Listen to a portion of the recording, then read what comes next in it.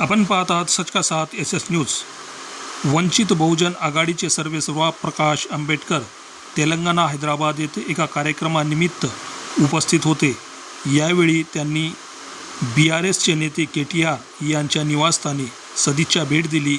यावेळी KTR यांनी प्रकाश आंबेडकर यांचे स्वागत केले।